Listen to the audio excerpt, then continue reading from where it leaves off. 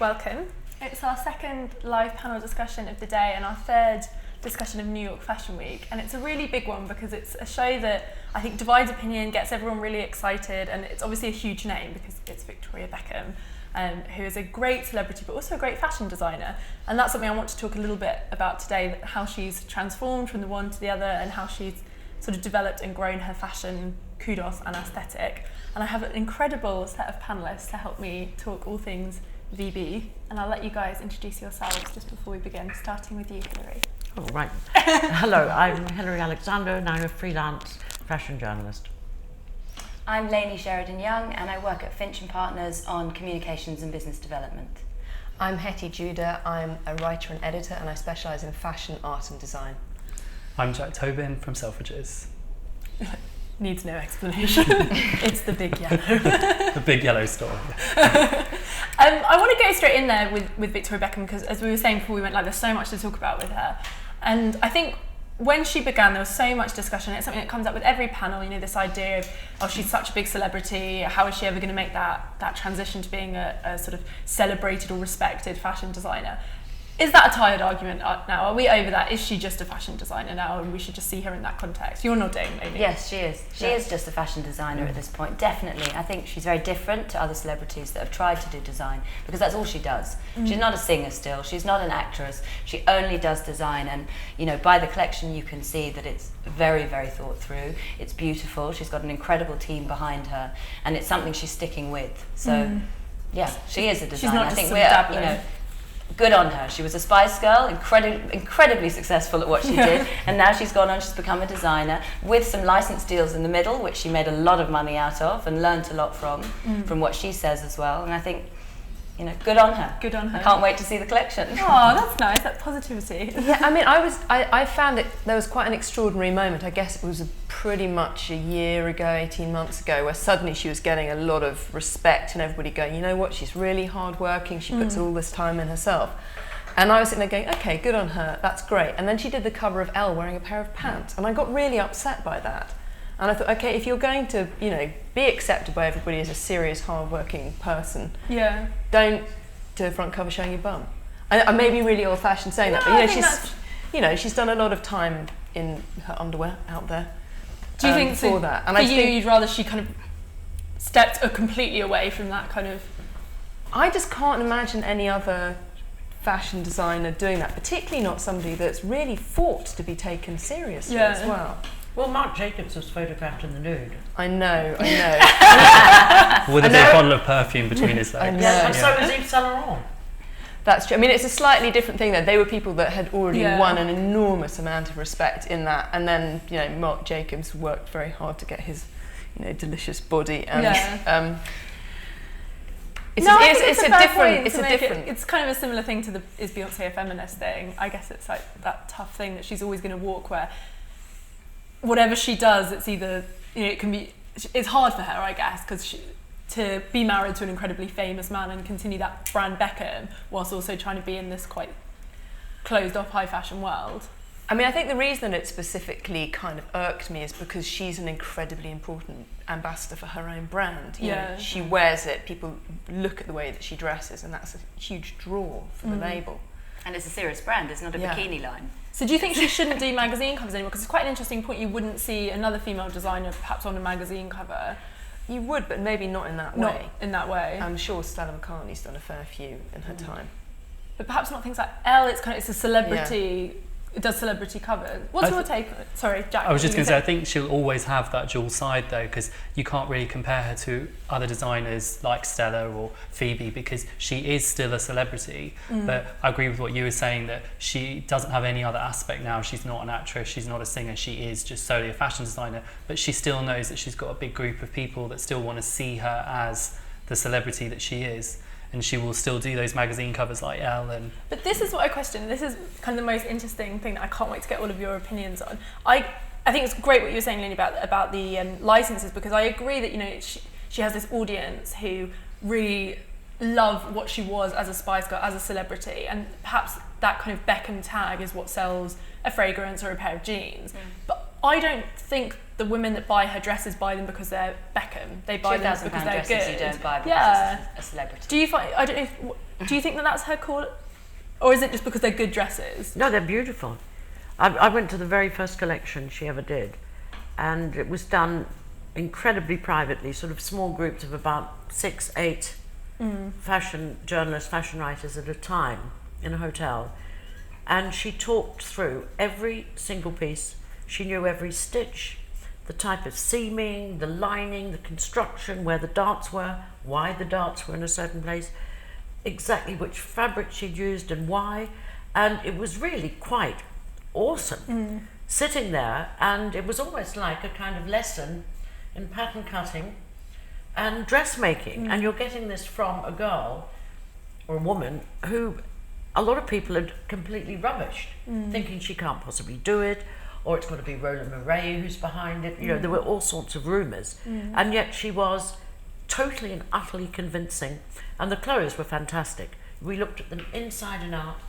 The corsetry was amazing. It was just, wow. She said that Marc Jacobs had said to her that if you're going to do your line, do it with absolute quality.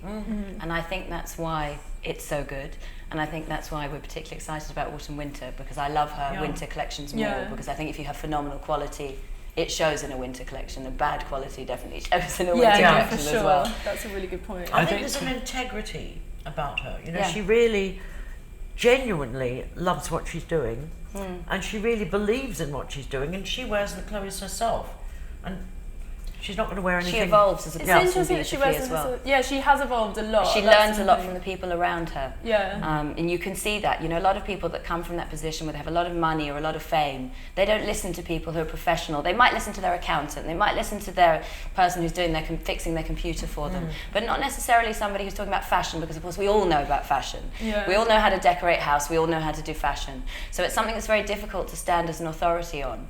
And I think that she's prepared to learn from somebody who has had longer time being a designer, has had longer time making bags, even though she's probably bought more bags. And it's interesting, I was running through, we've got here from the show, you know, the credits, and Joe McKenna does the styling, you've got Guido doing the hair, you've got Pat McGrath doing the makeup. It is a kind of roll call of the greats of fashion, but there's something, you know, obviously she has access to those people, and you could say, well, of course she'll have them, it's Victoria Beckham, but then also great that she does have them, because think how much she'll learn from having those people around But her. we've said when we've talked about her before that she has endless possibilities with the people that she could work with, and there's a great skill in being able to edit the right people to ultimately have the right vision, and that is a skill in itself. And I think her whole career has led her to that point where she does have this dual side, so she really understands something that a lot of designers don't. She understands what is really commercial. So when we're looking at her collection today, we're looking at the main line, which, as Hilary just said, that can impress somebody with the level of knowledge like Hilary, and at the same time she has a complete product offering. So she sells sunglasses, she has a denim line, so that's when she's doing those covers on Elle magazine, she's tapping into those girls that see her on Elle or whatever other magazine, and then they go and buy the sunglasses, they go and buy the pair of jeans. So she has the full, that's why she's so clever, and has the full scope on her brand and understands like both sides to it. What's your take on it, Hettie? Well, I mean, Do you like that duality? it wasn't the fact that she was on the cover; it was the fact that she was on the cover with in her pants, you know, her bum there, you know. And it was a kind of down to here. So there was a lot of kind of bronzed, perfect flesh on display, which we're all quite well acquainted with at this point. And it was more that aspect of it. No, I mean, you know, there's no question that she's a tremendous businesswoman, as you say. She's clearly creating something that's, you know, got, you know, an audience on a number of different levels. But I mean, I do think the fact that she's, on the one hand, been photographed so much as a style icon up to that point does sell some clothes, because people go, okay, and this is what you look like wearing these clothes. This is a style and an image that I want to buy into. And she didn't get that from a standing start. She got that, you know, maybe not as a Spice Girl, but as a growing celebrity over a number of years. I'm sure that, you know, she's been knocked by a lot of people over the years. Oh yeah, completely. She's had so much criticism, and I'm sure that contributes to her willingness to listen to people, don't you think? Yeah, probably. Because it must hurt. You know? Yeah. But a lot of people ignore it. You know, they think I've made the money, I've got the celebrity husband, I can relax now. I've had a career that I've been very successful at. I'll always be famous. Yeah. I can just sit back and, you know, It's- let life it's happen. And quite she doesn't brave do to- that.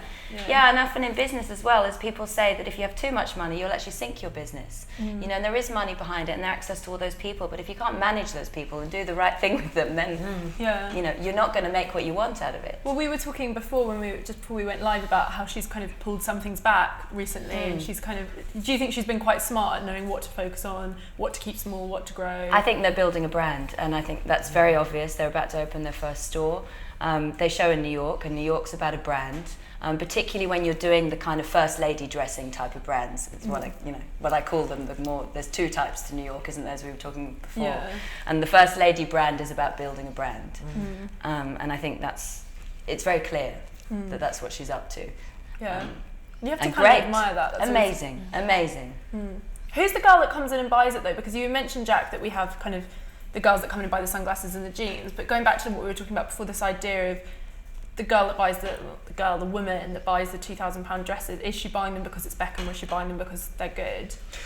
She's definitely buying them because they're good. We don't see a type of woman that is coming in and buying it just because it's Victoria Beckham. I think we might have seen that 4 or 5 years ago when it just started just as a very small rail, and it had a bit of kind of niche thing about it that it's Victoria Beckham. Now it's definitely a very sophisticated, polished woman that is coming in and knows about fabrics, knows about cuts, and is looking at it in the same way that she's looking at other international collections. Quite an international clientele for her brand already, actually. We see a lot of American women, interestingly, that really like Victoria Beckham. I think there's something, like you were saying, there's something very polished about it, and it does have that kind of, even though it's been a short space of time, it has already reached a kind of brand status where you know you're getting quality with it, you know you're getting excellent cut, all the things that normally take a long time for a brand to establish. Women already know that that's there with that brand, and it has got quite a cult following as well. There's women that are coming to it every season, so they're building a real clientele as well, seeing the same women come through. They know that there's some of the same shapes, but then every season there's, you know, fantastic new developments that she's working on. It's really growing each time. So I think a very sophisticated woman is buying into the Victoria Beckham label. It's definitely not somebody that is seduced by the power of celebrity. I think buying into it too, it indicates a certain level of taste. You know, that you have a very, very acquired taste. You're not going to be seduced by a fashion fad or what there's everyone no else logos is wearing. You know, there's no logos. I mean, sometimes it could be just, you know, a really simple little black dress, but it's cut with such perfection. And when you put it on, I think the women who wear it exude a certain quality, a kind of class, if you like, and they have taste. I wonder if people, this is perhaps a controversial question, but I do wonder sometimes if people are ever put off because of the name, if anyone ever loves the dress, loves the aesthetic, loves how it looks on them, but still has that perhaps unfair critical voice and going, but it's Victoria Beckham, and they wouldn't want to go to a party or go to dinner or even go to work and someone go, oh, that's a great dress, and go, oh, it's Victoria Beckham. They'd rather say it's a lie or it's someone else. I think maybe 2 years ago. I'm not sure now. Do you think so? Yeah, I think a couple of years ago, yes. Maybe, but not now. Not now. And do you think that's purely because of... I think because it's an incredibly good product. And I Because of think, the you know, she's quality. won the awards. She's won the accolade from, you know, from Hilary. She's won the accolade from people in the industry who have a voice. There's a lot of goodwill to her in the industry. I think a lot of the kind of negativity, it comes from, I guess, from that period she had as a celebrity. I think it's more of a kind of general people not associating her with being a nice person. They see her as this kind of frosty, posh spice character still. Is that, I wonder at what point it'll start winning everyone over. I think it's starting to. I think some of the things she's done, you know, the new video we were talking about, when she edited French ELLE, she's got a fantastic sense of humour. I mean, I've interviewed her, you know, many times and sort of met her and been at dinners and things. She's got a really wicked sense of humour. Yeah. And she does laugh and she is funny. And I think perhaps before, you know, when she was Posh Spice, that side couldn't come through. Yeah. And when she first went into fashion, perhaps she was scared to let too much of herself come out in interviews, and she didn't do many interviews. I think now she's actually more relaxed, more much more confident. So she feels, perhaps happier about people seeing sort of behind the mask, if you like. We saw that Skype thing, we were talking about that, which is very interesting because she talks very openly and she's very real the way she talks. She's very likeable. Like the minute she opens her mouth, she's very likeable, and you really believe in what she's doing. Yeah. I mean, from a marketing perspective, how revolutionary is it that Skype? And we were all looking at this Skype. There's a Skype site that's launched this week. We were all talking about it before, sorry, I feel like the collaboration, Skype.com collaborations. Skype.com, Yeah.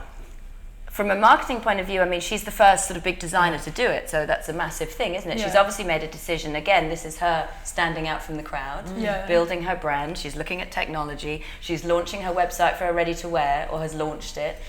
So it all kind of ties in quite well, because obviously people are going to click from that straight. It says shop now on the thing as well, so you're linking straight through to buy. So she's incredibly commercial. So from a communication point of view, I think it's brilliant. I think she's showing the people behind the scenes as well, so she's not saying it's just her. They talk about Beckham Ventures on it, that there's David Beckham and Simon Fuller incorporated into it as well, and obviously a very powerful hand in it. Her CEO's interviewed.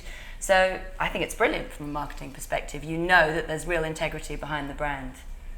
I was just going to say, to follow up to your question, I think the reason the fashion industry have embraced her, so to speak, is that I think fashion really respects hard work, and anyone that is seen to be really, really working hard and doing what they're doing to the best that they can, as it will always get the backing of the fashion industry ultimately. And I think from my point of view, in the store, seldom do we ever see a designer come in when their space opens and be putting on dresses on the mannequin themselves, and that's what Victoria did, which I was amazed at, to see her.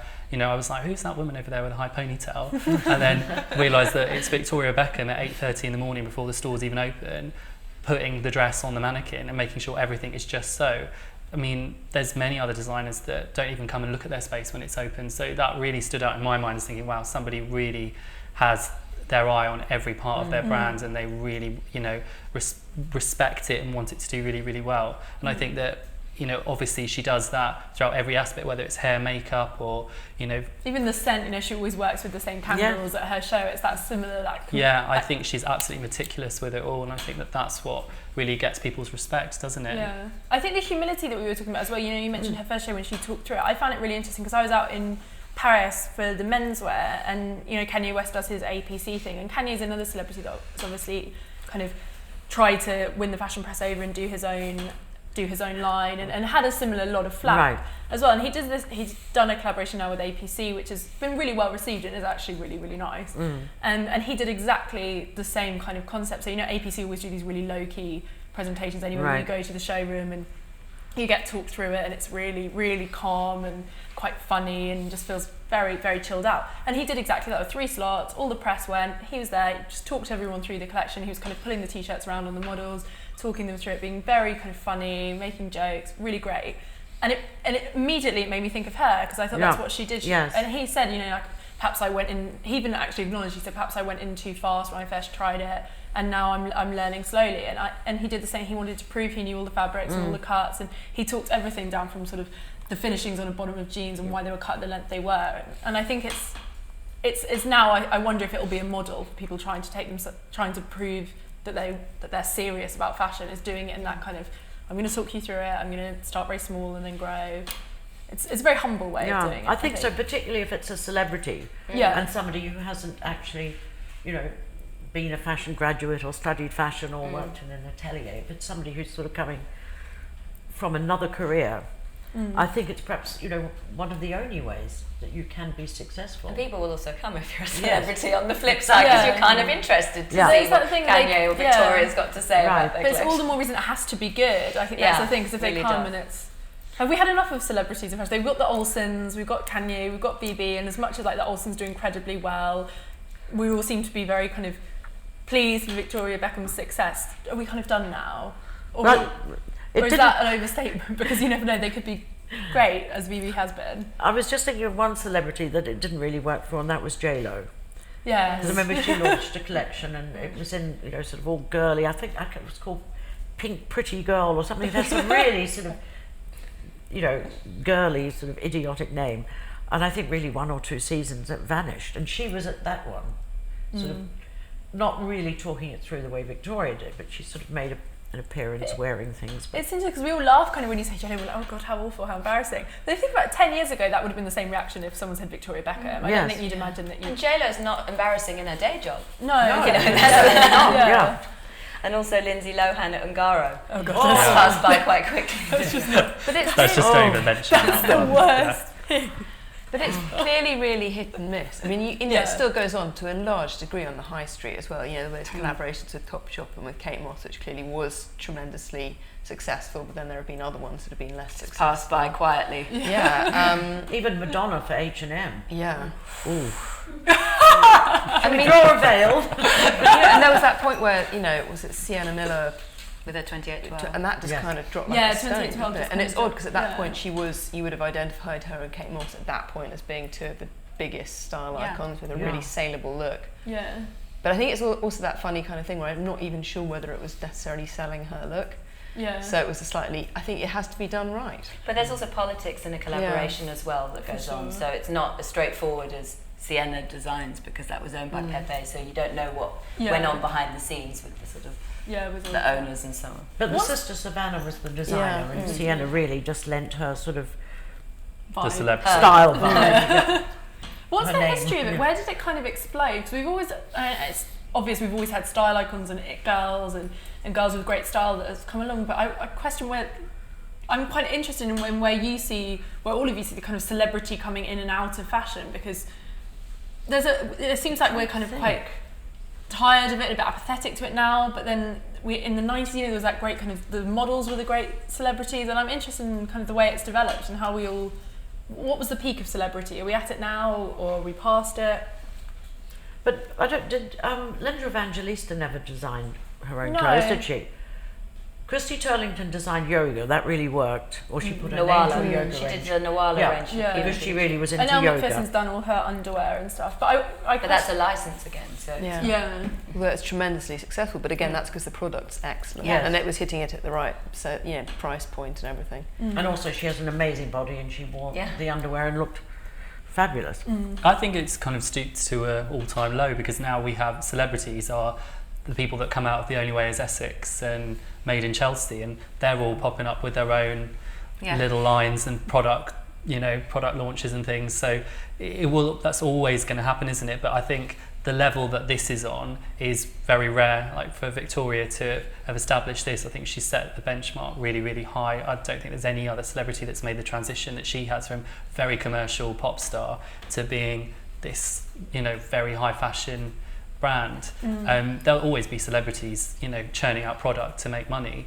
I think now But if it's you think fast about and it, furious. Even with someone like, I guess like Kate Moss, you know, you mentioned the Topshop collection, which gets, you know, Kate is like incredible model, can sell really expensive product, but when she's done her own things, it's always been at that lower price level. You know, her perfume was branded as kind of it wasn't branded as a high fashion perfume. She does Topshop, and it's strange what your name can sell and the price point that because Beckham's price points are really, really high. It's not like it's even a kind of medium price brand. It's like she's got bags at 18 grand and stuff. It's high. Well, that's what the Olsons have done as well with their label, The Road. That's the only one I can think of that is, you know, it's comparable. They have an extremely high price point as well. They're right at the top end of the market, as is Victoria, and they've managed to do it really well. Do you too. sell The Row and stuff? We do, yeah. When people come in, do they know it's the Olsons, or do they just sometimes pick it up and like the? I think probably the majority don't, because they just see it as a brand called The Row, and they're interested in it as a product and what they're seeing on the rail. But then I think because it is such a high price point, people that are buying it must know, because I mean they have shearlings that are £5,000. So I think if you're buying that, I think you probably would have done research into the brand, and then you would know that it was the Olsons behind it. But I think the difference is, you see, with the Olsen twins and Victoria Beckham, they both really wanted a career in fashion. Yeah. They really wanted a career. They wanted to be designers. I think with people like Sienna, you know, Rihanna, for example, for River Island, Kate Moss for Topshop, they accept their limitations. I mean, Kate has always said, I can't design, you know, and I'm sure Rihanna would say pretty much the same thing. But they knew the market they could appeal to, and they knew they had a style. And if somebody showed them a rail of clothes, they could say, oh yeah, that's fabulous, or I'd put that with that, or why don't you make that shocking pink, or that was, you know, their ability to be able to cherry pick things that might appeal. Yeah, I mean, I think it goes back to that thing of her image as well, that what she's selling is, to a certain extent, her lifestyle. It's, you know, successful working mother that always looks immaculately groomed, who wants a wardrobe that's going to work for her and support her in the various things she's doing, whether it's school run, you know, business meetings, cocktail event, whatever. And I think there is a certain extent to which people are buying into the idea that she's somebody that's successfully pulling that, you know, that classic contemporary, you know, female juggling act off. And chic. Yeah. Should we have a look at what she's done? Oh, yes. Are we looking in stills or are we looking at video? Stills. Okay, cool. So I dropped my little...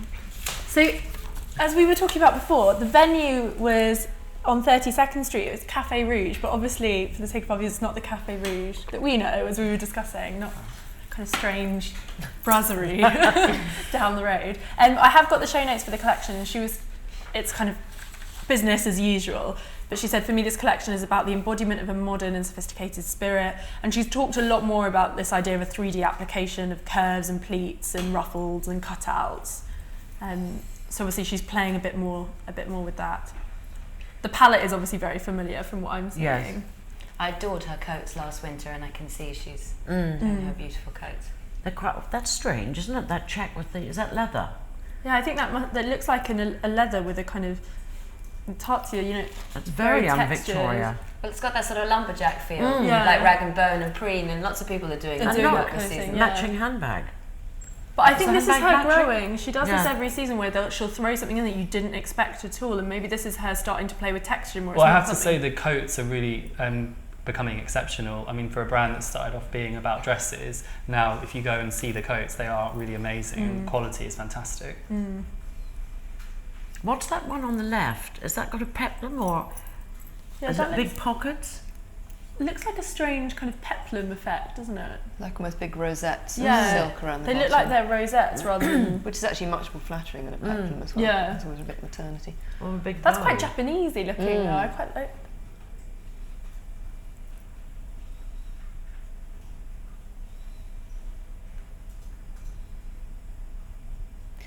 The chains around the middle, yeah? Yeah. Beautiful. It feels to me less edited than her usual collections, and I don't think I mean that in a bad way. It just, you know, usually it's very much one idea, whereas this, we've moved around quite a lot. I think I'm gonna have to go through it a couple of times to get to grips with it. Sleeves and sleeveless, and Yeah, I think it's 3 kind or of- 4 different hem lengths. Which I guess goes back to what Jack was saying about her having a very international shopper. You know, it's kind of makes sense that she's... Well, the last 2 seasons, she's very much been doing that kind of smoky jacket kind of collar, hasn't she? Yeah. Here she's gone really over to double-breasted as a big theme throughout all of the theme. looks we've seen. And quite wide lapels as well. Yeah. It feels a little bit more playful. You know, we talked about that kind of those rosettes, and even that little dress there, that's quite... I think it's because she's exploring texture for the first time. I think we've seen more of a streamlined look previously, and I think this collection appears to have more texture in it. What's going on in that middle? Is that trousers, or sort of crop trousers underneath? I think it's a skirt under what looks like to be a kind of Sort a of jacket sleeveless dress. tuxedo. Well, Lewis, you were saying that earlier one that had a slight kind of Japanese feel to it. I can really imagine that, you know, that combination of lengths and the kind of volume coming out underneath. And that feels very, you know, Japanese designers. It's Yeah. they're having such a moment right now. They're kind of ripped off on every catwalk. Everything in London looks a bit like Yoji at the moment. So, and also texture is everywhere as well. I like that she's bringing a lot of trousers in. I think it suits her to do a bit of boy-girl thing. Well, Add a bit of masculinity to it. Because last season was very, the last couple of seasons have been very much kind of androgyny, and that's worked really. Even those little kind of Peter Pan collars she did with those kind of the high button shirts with the short skirts, that was a really great collection. And is that a plique, the black and white? I think so. Jack was saying about texture, because that's quite a departure for her. But it's nice to see her kind of explore something new, I Oh think. wow! colour. Look at that. Gorgeous. I'm surprised by this. I can't see that well from this, but it looks like there's pleating going on. In Yeah, the she's talked about curves and pleats and ruffles and cutouts, so I think, there's a lot of pleating. It was Manolo that did the shoes. Okay, because they don't look so Do we know if she's collaborated with someone on the prints as well? It doesn't It's say. It doesn't it's say. quite a strong kind of graphic look, isn't Which it? would be a very kind of current thing to do Yeah. based on last season with Celine and Prada, you know, that. That whole there's sort of painterly, Yeah. artistic vibe. That reminds me of something from a computer game. Looks quite kind of Yeah. analog. But she loves all things Minecraft. digital. She loves her sort of Twitter and Instagram and Mm. everything, so maybe she's been playing around. Oh, I love that black chiffon shirt with the big. She always does sheer really well. Yeah. I Really always like well, to see yeah. those sheer elements. This feels confident though that she can do something like that, you know, that white look, number 26, with the sheer and the kind of that ruffle at the bottom, that could look quite cutesy and girly. And you imagine if she'd done that a few years ago, people would have said that looks quite dated, whereas now it feels like she can do it because she feels more confident, she's established her skills, so people aren't going to dismiss that as some kind of cute party dress. I like the different lengths too. And look at that. Is that 28? Yeah, that's That is beautiful. very Japanese. That's gorgeous, isn't it? All the beautiful. printing. I feel like there's quite a Helmet Lang vibe in this as well. Yeah, definitely. Yeah, on that page particularly, Yeah. that's very... Especially 29. I've mentioned this on another panel already, so I'm already repeating myself 3 panels in, which is a disaster. But did you guys read that thing? I thought it was such a brilliant article, that's why I keep bringing it up, and the people on the other panel hadn't read it. And it's that piece Cathy Horan did about how women want to kind of just dress, like they want to dress like Helmut Lang in the 90s and what Miuccia Prada was doing in the 90s. She's saying that's never changed, but high fashion doesn't seem to have caught on.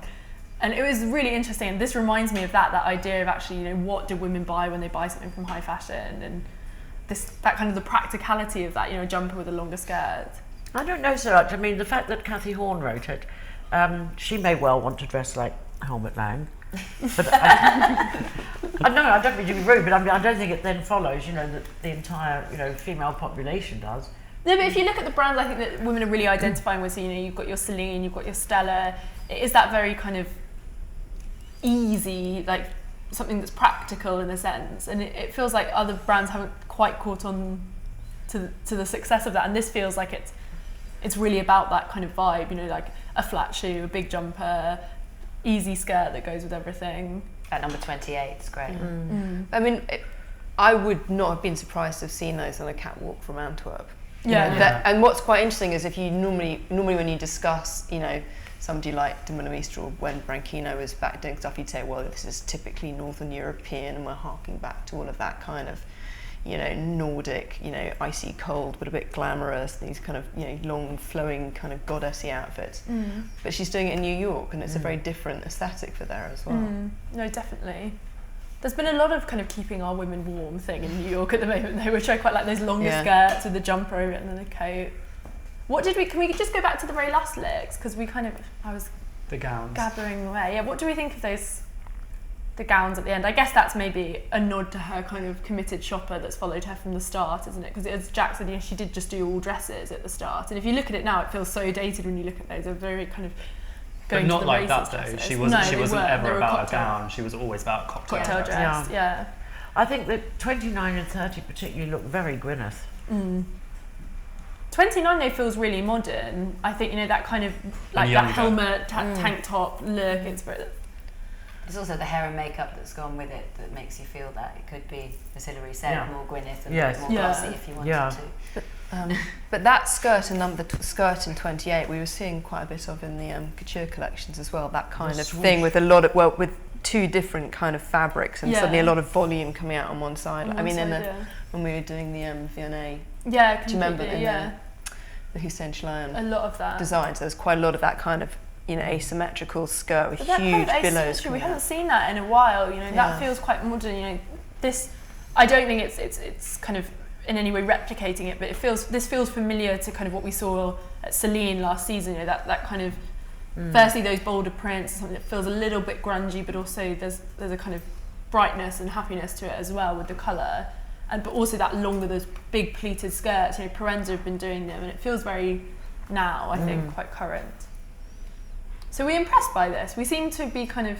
Yeah, I just think every season I'm impressed. It just always develops and goes to another level each time, I think.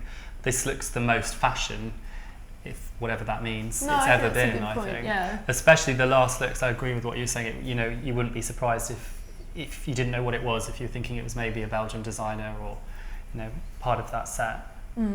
Which is an enormous compliment to her. Huge That's an I mean, that jacket, that middle one could be a Dries coat. I mean, it's a little plain, but certainly that cuts quite. Or the Mulamy stuff. Yeah. And everyone is doing that kind of slightly 90s-y simplicity, and I think it looks really fresh when she does it. And I like that she's doing something that feels like it's got a fashion currency rather than just a commercial currency. So we're impressed. Yes.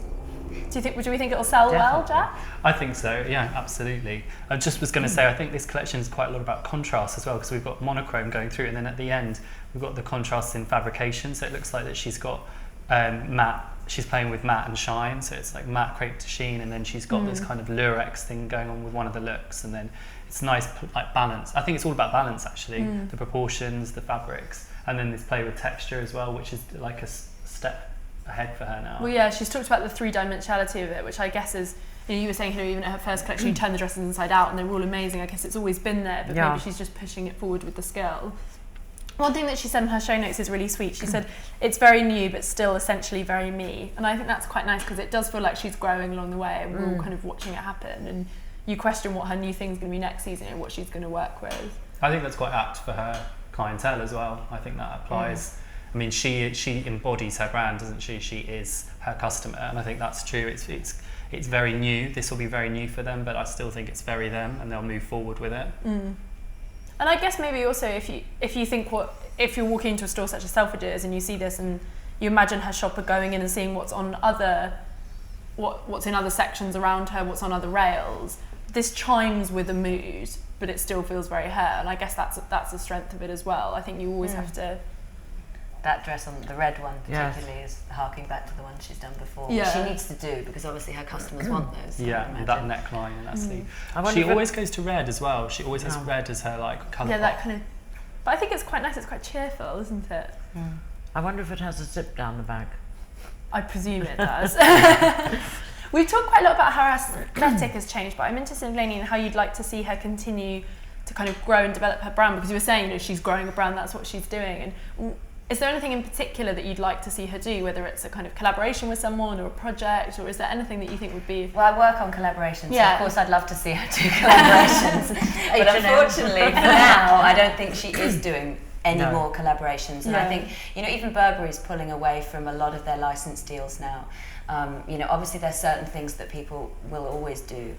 Big brands, they'll do under a licensed deal, where it's technical things like doing watches.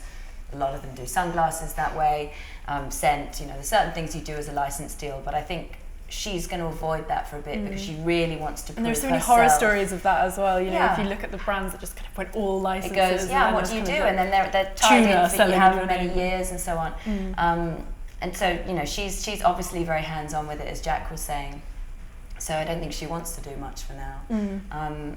I'd love to see her do a children's wear line. Obviously, it's totally inapplicable to the collection we've just seen, but I'd like to see that as somebody who'd like to she's do definitely that with her. She's definitely got the customer that would start buying. She's got the customer base, she's got the children. Like Stella was able to do that fantastically because you felt that she was dressing the kids that she's got. is amazing. Yeah. Obviously, she's got her little girl, and she just kind of shrinks her adult's clothes for a kid. It's amazing. I think she doesn't need, it's interesting what you're saying, she doesn't need to diversify now with anything else, because she's at that moment of her brand is just about to kind of, with the launch of her store and everything, it's all about the purity of it, and she's managed to, that's a very difficult thing to do in a short space of time with the brand, isn't it, to achieve that. So she definitely doesn't need to start diluting it with going into other areas or collaborating with anybody. I think it's all about the streamlined vision of her and her brand. Yeah, and I think that I would imagine that her David and Simon Fuller would come to the conclusion that it's best to do it internally. Yeah. Most things. No, that makes sense for them. Who do we... Sorry, Hilary. I was just going to say, I'd quite like to see her do more knitwear. Well, that's interesting. Because I'd like to see what she does, with using yarns as texture and shape and silhouette, as well as what she does with fabric. This has had a little more in than usual, though. Yeah. We've seen more than normal. I like that when people put in a request on a banner. I think it is really interesting because we were talking about imagining her wearing these outfits. I don't really see her as a knitwear wearing person. It's the silhouettes that I have imagined her in from this collection have been very much, the kind of a kind of backless waistcoat style tops and the slouchy trousers. And that's very much her new kind of look from the last year or so. Yeah, I think if she's going to do knitwear, she's got to get that kind of polished look, right, which is very difficult to do because her customer is that wanting that very sophisticated, streamlined look. And I think within knitwear, you know, she's not like an Isabel Marant where they want that kind of jeans and a slouchy knit kind of look. Always has to be polished. Or even beautiful cashmere. Yeah. But you never know from her. You know, she evolves like nobody else. Really, you know, that's that saying, forget everything you think you know, and she's the total master of that. You know, she's really able to just put herself right into something and learn something new, and very few of us can do that. You know, it's a real skill. So you never know. She could come up with a sort of Isabel Marant-y and the new version of that in a couple of years. I guess that's the thing, it goes back to what we were saying at the start, you know, 10 years ago, who would have thought that we'd be here looking at it like this? So I guess, who's to know what it'll be like in a year, 6 months, 2 years, whatever. Skincare. Oh yeah, Skincare. makeup and skincare, that would be... Well, that could be a license too. Yeah. Because obviously you need the technical. But we're eager for more. That one. It's good that we're eager for more though. We're all excited for her and optimistic. Well, it's good for Britain too, and it's good for, you know, London Fashion Week and British fashion, because I know she shows in New York, but she is a British designer. Yeah, she's proud to be British, and the office is in London, although you were saying it's probably moving to the States. I think it's moving to New York, but at least her first store is going to be here in London. So. Yeah, and a lot of her team are British. So. Oh, nice little patriotic note to end on. I quite like that. Thank you so much. Great panel for a nice selection.